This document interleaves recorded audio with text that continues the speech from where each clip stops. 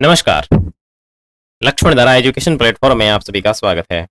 प्यारे साथियों, इस वीडियो के अंदर अपन आज इंडियन हिस्ट्री यानी भारतीय इतिहास को शुरू करेंगे, जो सभी प्रतियोगी परीक्षाओं के लिए उपयोगी होगा। जिसमें इंडियन हिस्ट्री आती है उन सब के लिए उपयोगी है, विशेषकर first grade, second grade, REET और बहुत सारे एग्जाम है जिसके अंदर इंडियन हिस्ट्री के टॉपिक जो है वो आते हैं। चाहे किसी भी स्टेट की बात करें, चाहे राजस्थान की बात करें, चाहे अदर स्टेट जो भी देख रहे हैं उनके लिए भी, जिसमें इंडियन हिस्ट्री आती है उसके लिए ये क्लास सबसे महत्वपूर्ण होगी। आज की इस क्लास के अंदर अपन देखेंगे कि इतिहास का अर्थ क्या है, ये ईसा पूर्व और ईस्वी ये किस तरीके से होता है और इनसे संबंधित जो प्रश्न है उनकी बातचीत करेंगे। साथ ही जो भारतीय इतिहास के महत्वपूर्ण संवत हैं यानी जो कैलेंडर है उनकी बातचीत करने वाले हैं। चैनल के ऊपर नए हैं तो सब्सक्राइब कर लीजिएगा। साथ ही साथ जो पीडीएफ है इस क्लास की आपको टेलीग्राम चैनल पे मिल जाएगी, तो आप टेलीग्राम चैनल का जो लिंक है उसे ज्वाइन कर लेना, मैं नीचे कमेंट सेक्शन में दे दूंगा। ठीक है, तो चलिए शुरू करते हैं। आवाज वगैरह बिल्कुल क्लियर है, कोई प्रॉब्लम नहीं है? ओके, चलो। तो आज का जो अपना टॉपिक है इतिहास क्या है, तो सबसे पहले इतिहास का अर्थ देख लेते हैं। देखो, इतिहास जो शब्द है, इस शब्द की उत्पत्ति संस्कृत के 3 शब्दों से हुई है। कौन कौन सा है? इति, धन, ह और आस। ये जो संस्कृत के 3 शब्द है इनसे मिलकर इतिहास शब्द बना है। ठीक है, इतिहास का अर्थ में जो इति शब्द है, ठीक है ना, इसका अर्थ होता है जैसा हुआ वैसा ही। ये जो ह शब्द है इसका अर्थ होता है सचमुच। ठीक है, और आस शब्द है इसका मतलब होता है निरंतर रहना या ज्ञान होना। तो ये इस तरीके से संस्कृत के जो 3 शब्द इति, धन, ह, धन, हास, यानी इनसे मिलकर ये संस्कृत से ये शब्द बना है इतिहास। ठीक है, और जिसमें इति शब्द का अर्थ होता है जैसा हुआ वैसा, ह शब्द का अर्थ होता है सचमुच, आस शब्द का अर्थ होता है निरंतर रहना या ज्ञान होना। ठीक है, वास्तव में परंपरा से प्राप्त ये जो आख्यान है, ये उपाख्यान है, उनसे क्या है कि एक इतिहास बनता आ रहा है, या फिर अपन ऐसे कह सकते हैं कि इतिहास के अंतर्गत हम जिस विषय का अध्ययन करते हैं उसमें अब तक घटित घटनाओं का, उससे संबंधित या उससे संबंध रखने वाली घटनाओं का काल क्रमानुसार वर्णन ही होता है। देखो, इस तरीके से कह सकें इतिहास जो है बीती हुई घटनाओं का वर्णन करता। मैं ऐसे कह सकता हूं कि इतिहास जो है, इतिहास घटित घटनाओं का वर्णन करता है। यानी इतिहास जो है वो घटित घटनाओं का वर्णन करता है। इसका मतलब तो सारी की सारी घटनाएं घटित हो जाएगी। इस ऐसे तो इतिहास जो है बहुत लंबा चौड़ा हो जाएगा। जैसे मान लो कल किसी ने किसी को थप्पड़ मारा, तो वो भी तो एक घटना घटित हुई। तो ऐसी सारी चीजें नहीं आएगी। यानी इतिहास ऐसी घटित घटनाओं का वर्णन करता है जो मतलब अपने मानव जीवन के ऊपर प्रभाव डालती हो, मानव जीवन को प्रभावित करती हो। ठीक है, ये हो गया। यानी इतिहास ऐसी घटित घटनाओं का वर्णन करता है जो मानव जीवन को प्रभावित करती हो। अब आप तैयारी कर रहे हो, सब लोग जो वीडियो देख रहे हो, कोई टीचर की तैयारी कर रहा होगा, कोई कांस्टेबल की तैयारी कर रहा होगा, कोई भाई आईएएस आईपीएस की तैयारी कर रहा होगा। तो आप किसी गुंडे को या पकड़ लोगे, या कोई टीचर है वो किसी स्टूडेंट को पकड़ लेगा गलती करते हुए, उसके एक थप्पड़ लगा देगा। तो ऐसा थोड़ी उस थप्पड़ को भी आप आने वाली किताबों में पढ़ोगे, ऐसा तो है नहीं। तो इतिहास जो है ऐसी घटित घटनाओं का वर्णन करता है जो मानव जीवन के ऊपर प्रभाव पड़ता है। जैसे अपन देखते हैं सिंधु घाटी सभ्यता, इतिहास है। तो अपन सिंधु घाटी जो सभ्यता है वो देखते हैं, वैदिक सभ्यता देखते हैं, या तरोताजा उदाहरण की बात करें तो अपन अपने पुलवामा ये जो हमला हुआ था उसको देखते हैं। तो ये भी तो ये पुलवामा वाला जो हमला हुआ था ये भी तो एक इतिहास की घटना है। तो ऐसी घटना जो क्या करे, प्रभावित करे मानव जीवन को किसी भी प्रकार से, तो उसे कहेंगे इतिहास। अब आपको इतिहास के बारे में समझ में आ गया होगा। ये जो इतिहास है इसको अंग्रेजी में हिस्ट्री कहते हैं, और हिस्ट्री शब्द का सबसे पहले प्रयोग हेरोडोटस ने अपनी पहली पुस्तक हिस्टोरिका में किया था। ठीक है ना, इसकी जो पुस्तक है हिस्टोरिका, इसमें इसने हिस्ट्री शब्द का प्रयोग किया था। इसीलिए हेरोडोटस को इतिहास का जनक माना जाता है। ठीक है, अब है इतिहास के जनक। थोड़ी बहुत इतिहास के जनक के बारे में भी बातचीत कर लेते हैं। देखो, वैसे हिस्ट्री का टॉपिक बहुत डीप होता है। मैं इसके अंदर हिस्ट्री जो पढ़ाऊंगा, जो अपन नोट्स देखेंगे वो देखेंगे अपने कॉम्पिटिटिव एग्जाम को लेकर के। अब आप पर्टिकुलर एक हिस्ट्री सब्जेक्ट की तैयार करोगे तो उसके नोट्स बहुत डीप तक जाएंगे। अपन एग्जाम की तैयारी कर रहे हैं कॉम्पिटेटिव, तो उसके जो नोट्स होंगे वो थोड़े से अलग होंगे। अपन ज्यादा डीप में नहीं जाएंगे, ऊपर ऊपर से वो सारी जानकारी लेंगे जो अपने एग्जाम में पूछी जाती। ठीक है, अब देखेंगे इतिहास के जनक। इतिहास के जनक की बात करें तो सबसे पहले बात आएगी विश्व के इतिहास के जनक की। तो विश्व के इतिहास का जो जनक है वो है हेरोडोटस। यह एक यूनानी इतिहासकार है।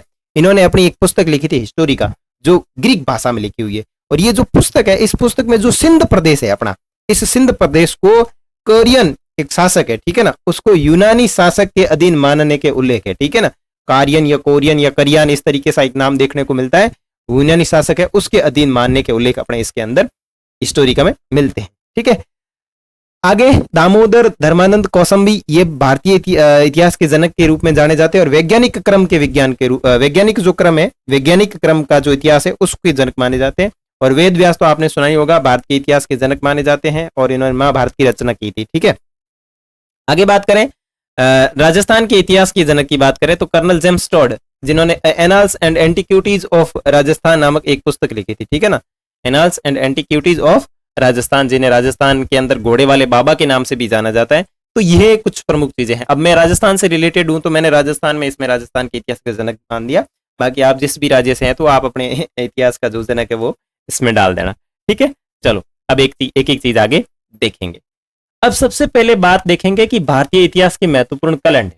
अब कैलेंडर में सबसे पहला जो टॉपिक आएगा वो आएगा ईसा पूर्व और ईसवी क्या है। देखो, जूलियन और ग्रिगोरियन कैलेंडर में ईसवी यानी ईसा मसीह के जन्म के बाद के वर्षों को दर्शाता है, और ईसा पूर्व यानी जो ईसा मसीह उसके जन्म से पूर्व के वर्षों को दर्शाता। अब ये क्या चीज है, ग्रिगोरियन कैलेंडर क्या है, ये अपन नीचे जो आएंगे उसमें पढ़ लेंगे। ठीक है, अब सबसे पहले अपने को ये जो ध्यान केंद्रित करना है वो ये ईसवी पे करना है और ईसा पूर्व पे करना है।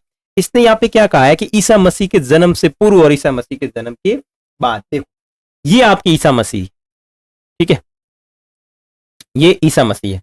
अब इनके जन्म से इस तरफ जितनी भी घटनाएं आएगी वो सारी की सारी ईसवी में आएगी, यानी इनके जन्म के बाद।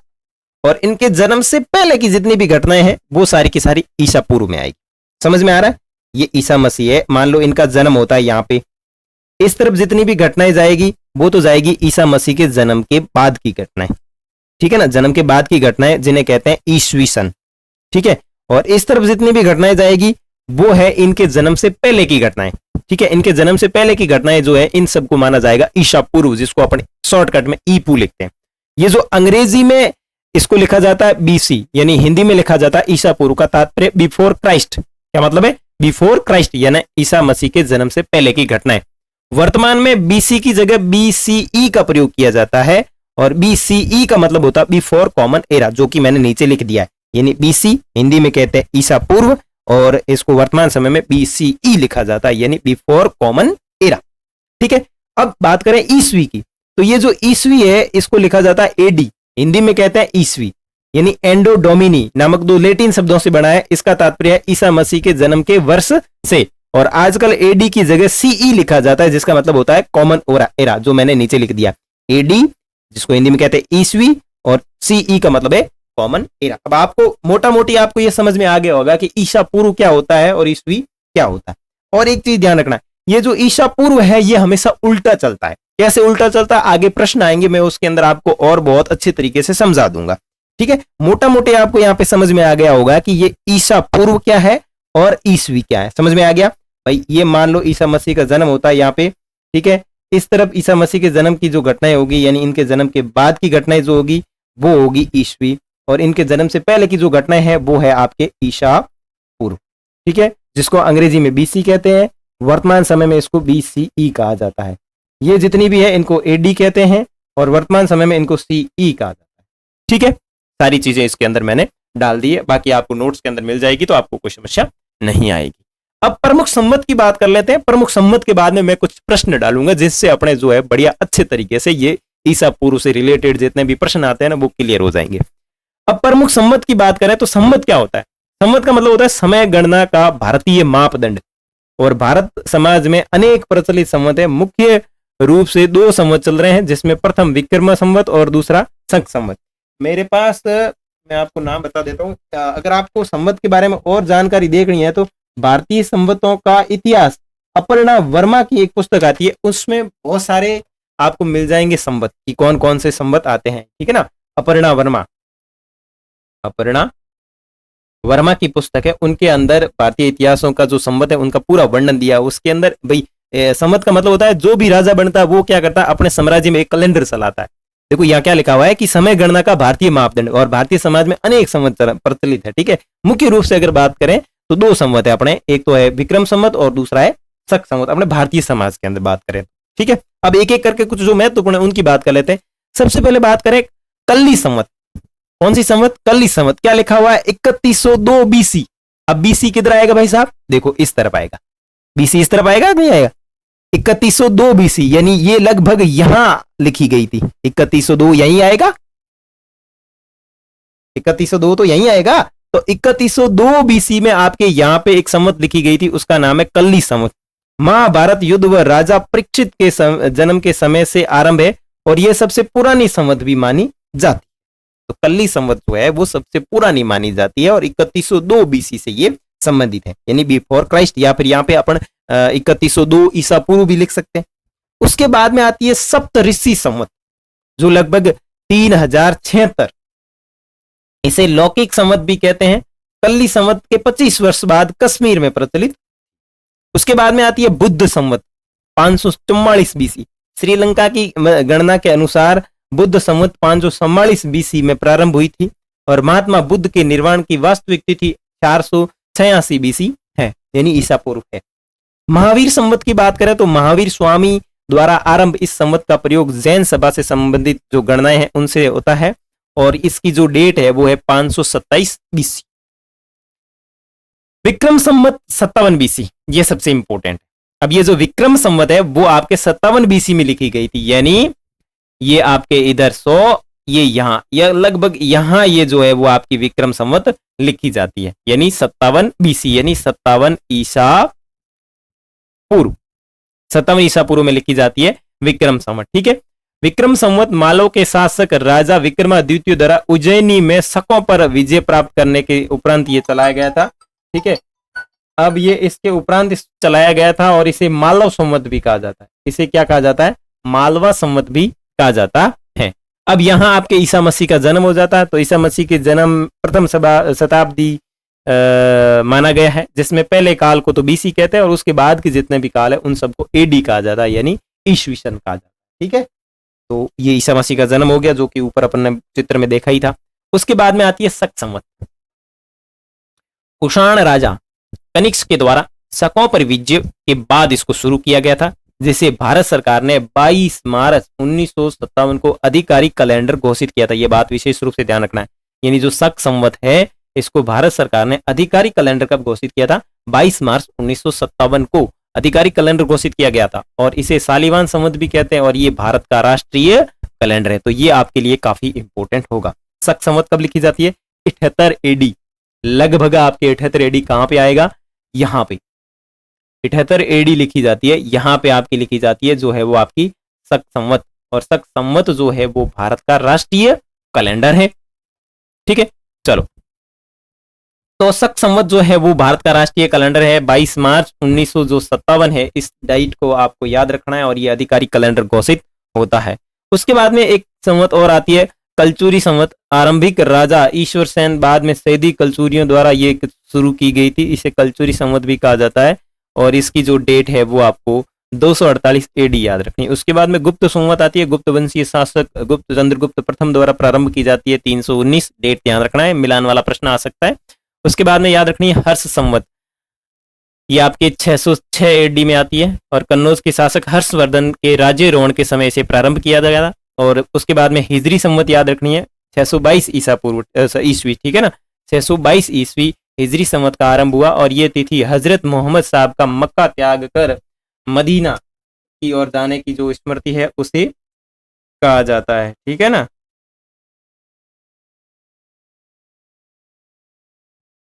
कौन सी डेट? डेट जो है वो आपकी है हिजरी संवत की डेट कौन सी है? हिजरी संवत की जो आपकी डेट है वो है 622 ईस्वी, और ये तिथि मोहम्मद जो हजरत थे वो मक्का छोड़ करके मदीना की तरफ गए थे, और इसी डेट के बाद में इनको जो है वो हिजरी संवत कहलाना शुरू कर दिया था। ठीक है ना, इन्होंने तो संवत चलाई थी तो वो हिजरी संवत चलाई थी। उसके बाद में कोलम संवत आती है जो 825 ईस्वी संबंधित है।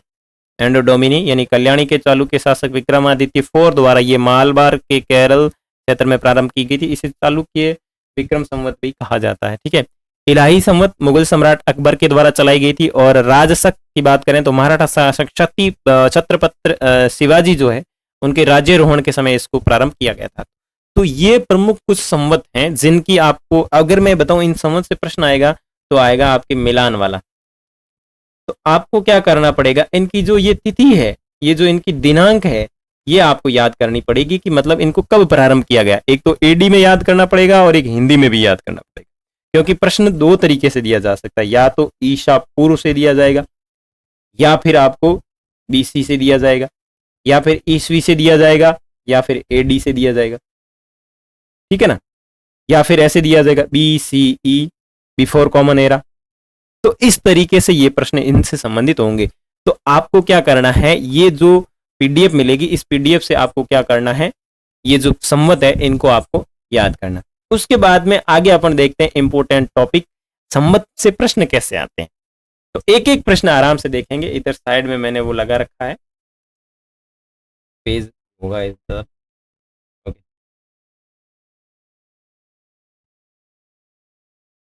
तो संवत से जो प्रश्न आते हैं उन संवत के प्रश्नों को अपन करते हैं सॉल्व। ठीक है,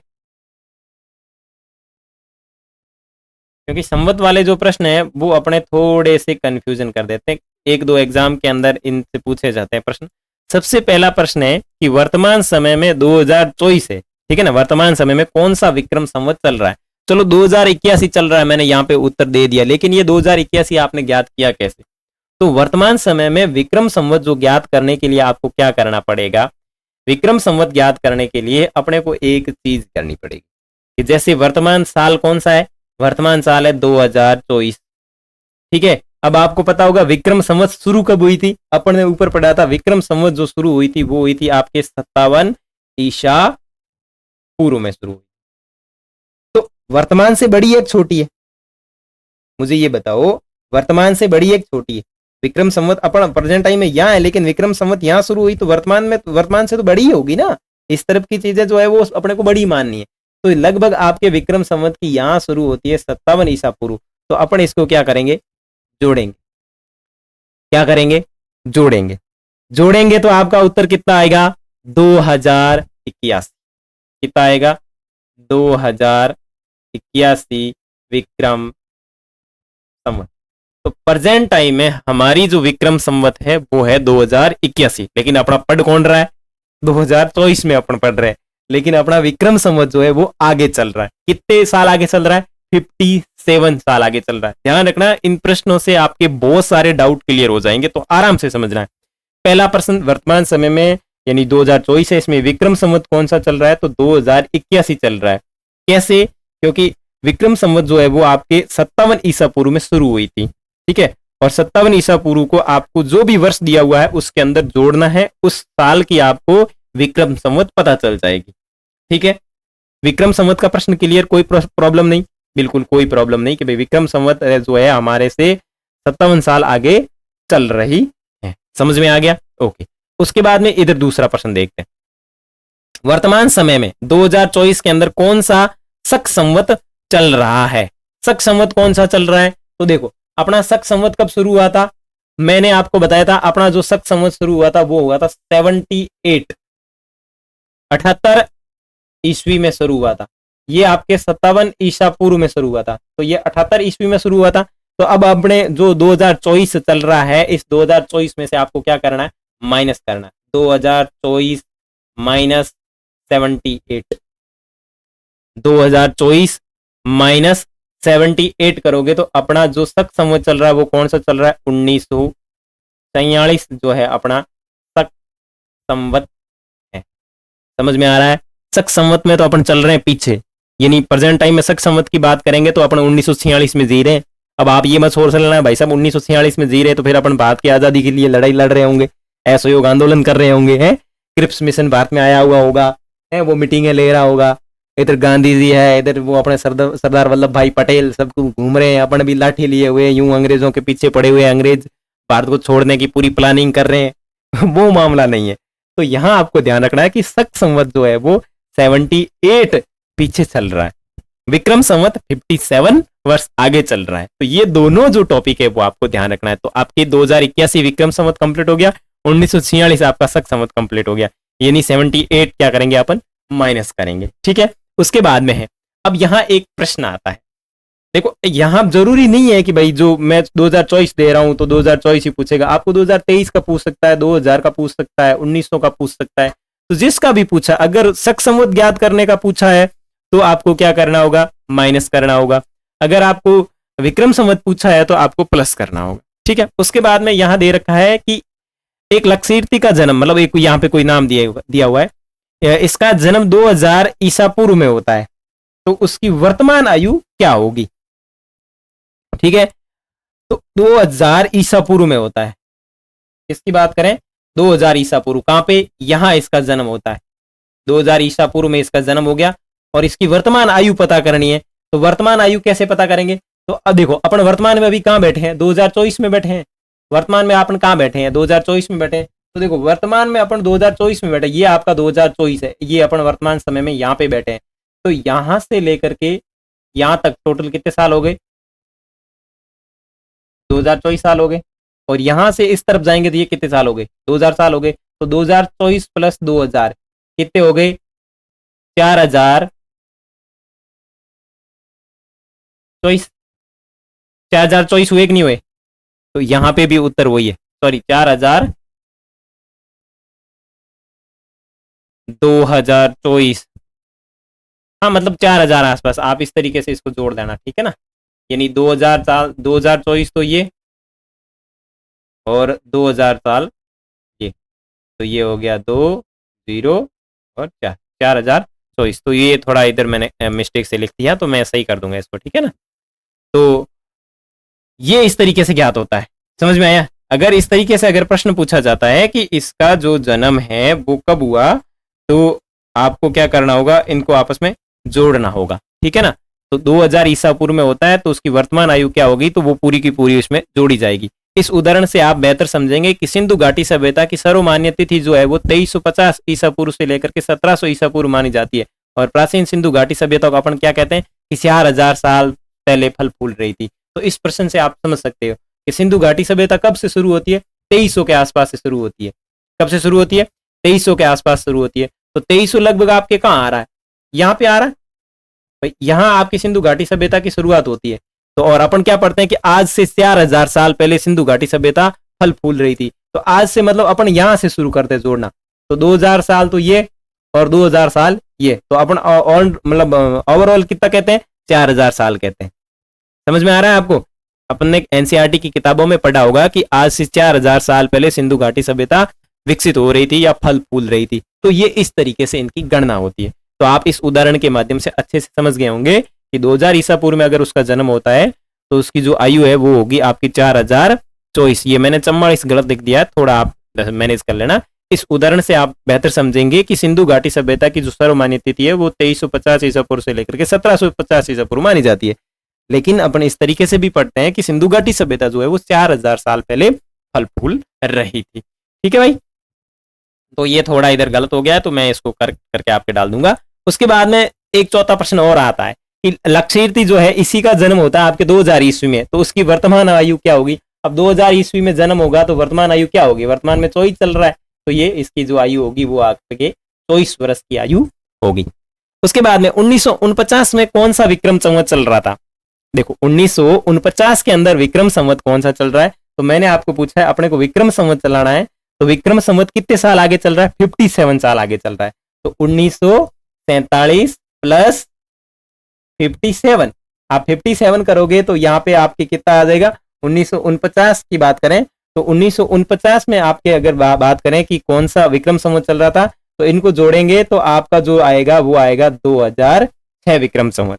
और अगर मैं उदाहरण बताऊं तो इस उदाहरण से आप बहुत अच्छी तरीके से समझेंगे कि जैसे अपने भारतीय प्रस्तावना है ना, उसमें क्या लिखा हुआ है कि दृढ़ संकल्प होकर अपनी इस संविधान सभा में आज तारीख 26 नवंबर 1949 ईस्वी मिति मार्ग शीर्ष शुक्ला सप्तमी संवत 2006 कुवैत द्वारा इस संविधान को अंगीकृत, अधिनियमित और आत्मान्वित करते हैं। अब देखो ये डेट कौन सी है, 1949 की, लेकिन यहां क्या लिखा हुआ है 2006, क्या लिखा हुआ है 2006 विक्रम संवत। इसका मतलब यह है कि 1949 के अंदर हमारा जो विक्रम संवत था वो 2006 विक्रम संवत था। क्यों था? क्योंकि विक्रम संवत के माध्यम से हम 57 साल आगे चल रहे हैं। और अभी बात करूं तो अपना 2081 चल रहा है कि नहीं चल रहा?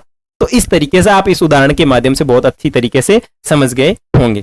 ठीक है, अब जैसे कि मैंने यहाँ पे नीचे प्रश्न दिया कि भारत का संविधान बनकर कब तैयार हुआ, तो भारत का संविधान बनकर के कब तैयार हुआ? ए ऑप्शन है 1947 विक्रम संवत, बी ऑप्शन है 1949 विक्रम संवत, सी ऑप्शन है 2006 विक्रम संवत, या डी कोई नहीं। तो इसमें जो आपका ऑप्शन है वो सी ऑप्शन राइट होगा। तो आपको समझ में आ रहा होगा कि विक्रम संवत से रिलेटेड किस तरीके से प्रश्न पूछे जा सकते हैं। उसके बाद में आपको पता होगा कि एक छप्पनिया अकाल पड़ा था अपने भारत के अंदर। आपने मैंने राजस्थान पीएससी के एग्जाम देखे थे, आरपीएससी के और आरएस के एग्जाम देखे थे, उसके अंदर 2-3 प्रश्न देखे थे इस छप्पनिया काल से संबंधित। तो वो कब पड़ा था, इसका संवत पूछा गया था या सन पूछा गया था। देखो छप्पनिया अकाल 1956 में विक्रम संवत में पड़ा था, 1956 विक्रम संवत में पड़ा था। तो इसका ईस्वी सन क्या होगा? सिंपल सी बात है, ईस्वी सन निकालना है तो अपने को माइनस करना पड़ेगा। तो 1956 माइनस अगर आप 57 करोगे तो आपका जो आंसर आएगा वो आएगा 1899 ईस्वी। यानी ये कौन सी ईस्वी को पड़ा था? 1899 ईस्वी को ये एक आपका जो है छप्पनिया अकाल पड़ा था। तो आपको समझ में आ गया होगा कि किस तरीके से क्या चीजें चल रही हैं।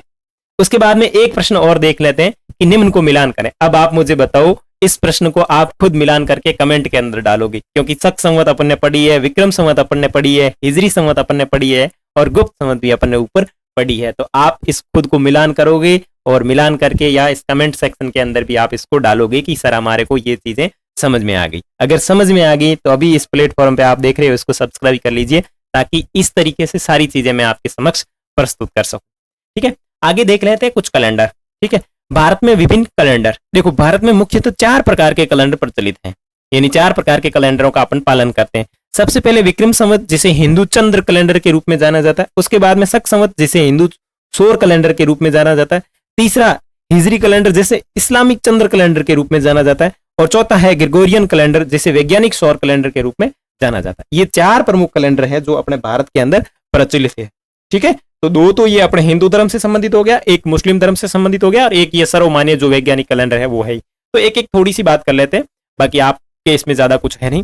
तो देखो विक्रम संवत वर्तमान में पारंपरिक भारत में प्रयुक्त सबसे प्रमुख संवत है। ठीक है, प्रसिद्ध संवत है। कई इतिहासकारों का मानना है कि उज्जैन के राजा चंद्रगुप्त जिन्हें विक्रमादित्य की उपाधि धारण की थी 57 ईसा पूर्व में इस चंद्र सौर युग की शुरुआत की थी, जब उन्होंने शक शासकों को हराया था। ठीक है, ये प्राचीन काल में हिंदू रीति रिवाजों से एवं उनके चंद्र सौर कैलेंडर से संबंधित है। नेपाल में यह त्योहार 15 अप्रैल से शुरू हो जाता है और जो सौर नव वर्ष की शुरुआत का प्रतीक माना जाता है।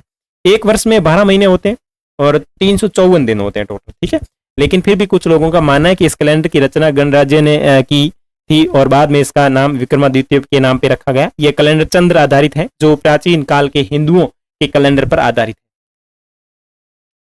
प्राचीन काल के हिंदुओं के काल के ऊपर आधारित है। ठीक है, आगे बात करें तो इसका उपयोग पश्चिम बंगाल क्षेत्र को छोड़कर भारत के लगभग सभी भागों में किया जाता है। यानी पश्चिम बंगाल वाला जो क्षेत्र है इसके अंदर इसका उपयोग नहीं किया जाता। उत्तर भारत के क्षेत्र में यह क्षेत्र माह से शुरू होता है और हर नया महीना पूर्णिमा के दिन ही शुरू होता है। गुजरात के क्षेत्र में यह कार्तिक माह से शुरू होता है और नया महीना अमावस्या से शुरू होता है। सभी क्षेत्रों में प्रत्येक माह को 2 भागों में विभाजित किया जाता है, जिसको अंधेरा पक्ष और जो सौंदना पक्ष होता है, जिसको अपन अंधेरा पक्ष होता है उसको कृष्ण पक्ष कहते हैं। और कृष्ण पक्ष अमावस्या से शुरू होता है और पूर्णिमा पर समाप्त हो जाता है। और महीने का जो उज्जवल पक्ष होता है उसे कहते हैं शुक्ल पक्ष, जिसमें अपने को चंद्रमा की जो रोशनी है वो दिखाई देती है। ठीक है, शुक्ल पक्ष अमावस्या से शुरू होता है और पूर्णिमा पर जाकर समाप्त हो जाता है। विक्रम संवत कैलेंडर को एक वर्ष में कुल 354 दिनों में विभाजित किया जाता है और 5 वर्ष के चक्कर में हर तीसरे और 5वें वर्ष में 13-13 महीने हो जाते हैं, जिसे अपन लीप वर्ष कहते हैं वो वाला सिस्टम। ठीक है, उसके बाद में बात करें शक संवत की, तो शक शासकों ने कुषाण शासक पर अपनी जीत की याद में शक संवत यानी कैलेंडर को शुरू किया था। कई इतिहासकारों का मानना है कि इसकी स्थापना सातवाहन वंश के राजा सालिहिन ने की थी और इसकी जो शुरुआत है वो आपके 78 ईस्वी में हुई थी। शक संवत की जो शुरुआत है वो आपके 78 ईस्वी में हुई थी।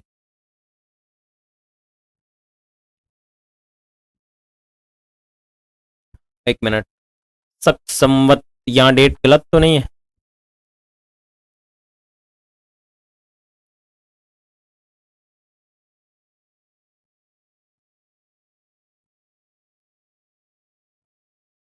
हाँ,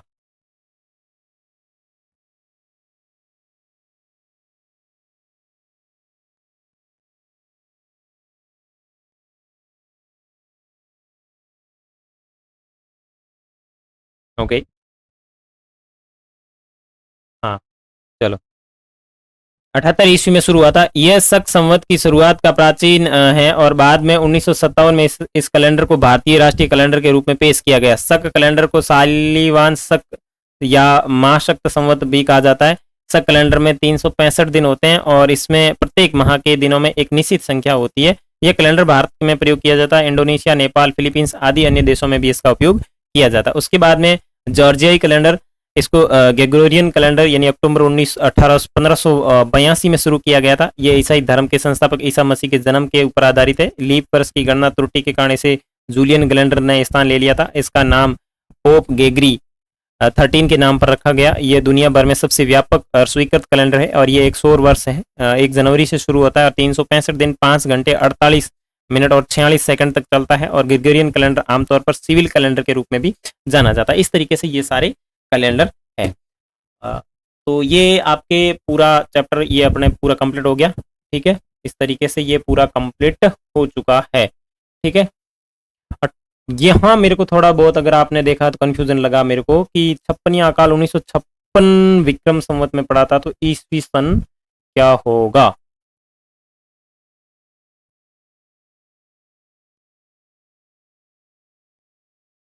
हाँ ठीक है, ठीक है, बिल्कुल सही, कोई दिक्कत नहीं। ओके, तो इस तरीके से बात करें तो ये पूरा अपने कंप्लीट हो गया है। अब अपन आगे नेक्स्ट जो भी टॉपिक देखेंगे उसके लिए आप चैनल को सब्सक्राइब कर लेना, और अपन देखेंगे अगला जो टॉपिक होगा भारतीय इतिहास के स्रोत, उसके बारे में बातचीत करने वाले हैं। तो टेलीग्राम के ऊपर मैं लिंक डाल दूंगा पीडीएफ का, तो आप देख लेना। ओके।